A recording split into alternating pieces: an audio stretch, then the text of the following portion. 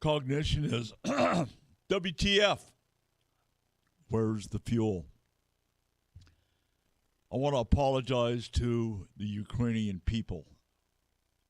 I am guilty of buying Russian fuel that is subsidizing Putin's attempted takeover and murder of the Ukrainian people.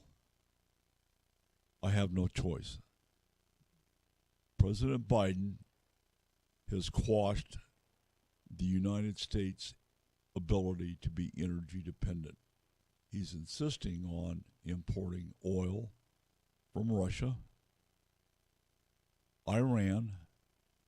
He's down making deals with the dictator in Venezuela, Maduro,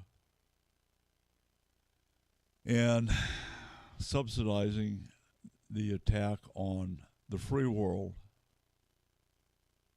We import Iranian oil. They're the largest sponsor of terrorism on the planet. And then you have Afghanistan. Look what he did to Afghanistan. He subsidized them with $85 million plus of material left by the military. Should never have happened. I don't know if they're smart enough to figure out how to operate the wells. We have to do some investigation on that, but I'm certainly feeling like there's Afghani oil involved coming out of the southern part of Afghanistan. But it's got to stop. The only way that we can stop this is our GOP leaders, congressmen, and senators putting the skids on anything that Joe Biden wants to do, period. I mean, this guy is, look, it's not him. He's like Howdy Doody on a string, okay? He's just reading the teleprompters, and I don't believe he's got sense enough to understand what he's reading. You get into the back rooms, the people that are doing all of this are the Obama leftovers. They're back. Yeah, it's the same guys. It's the same guys that cut a deal on the Iranian nuke plan. They're doing it again. You got John Kerry sticking his dumbass in there. Biden is the point man. Obama's behind the scenes resurrecting the $150 billion in cash. Yeah, cash. It was unmarked 20s and suitcases on pallets that he paid the Iranians. These are the same guys that march in the street, death to America, burn the flag, blow up stuff, kill people and break stuff. Come on. And we're buying oil from them? We have the ability to be the premier provider of natural gas and oil products made in the USA. Made in the USA. And here we are subsidizing the attack on Ukraine. I understand why he doesn't want the Ukraine to exist anymore, because if they do, and there's an investigation, they're going to nail him and Hunter right to the cross, as it should be. And I actually believe that's why he gave Mr. Putin the wink, wink, nod, nod. Okay, yeah, a little minor incursion. I got to tell you, the hundreds of thousands of people that are in the process of dying. Look, when you start shelling a nuclear power plant, one of the largest in Europe, there was a fire. They didn't hit the reactors. Okay, we'll give them a pass on that. But they're in the process of taking over the rest of the nuclear power plants. Why? Think about this. And then I have a good friend that has family there in the town where Grandma lives.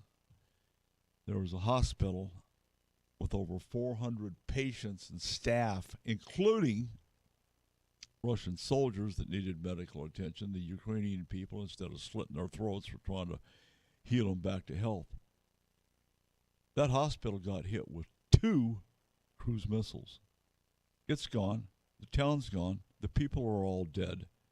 I mean, does this constitute genocide? Think about this. And then we've got a guy like Lloyd Austin and General Milley who have proved the point that they're not tacticians. They're the ones that created the debacle in Afghanistan. Yeah, it's those two guys. There's some others responsible, but they're not going to be held responsible. But we can target Milley and Lloyd Austin. Lloyd Austin said last week, well, we're going to have a tough time getting these materials and supplies into Ukraine. It's a very dangerous place. I got to say, you got to be kidding. You came up with that all by yourself, Austin?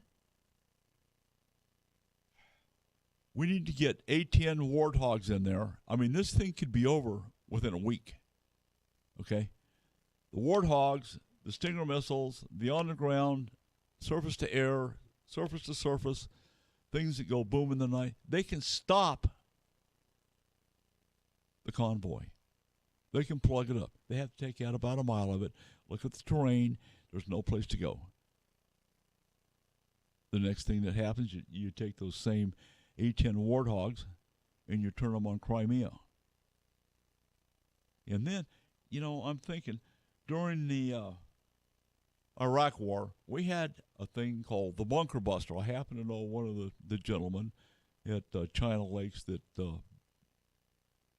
built the bunker buster. Actually, it was a brainchild of his.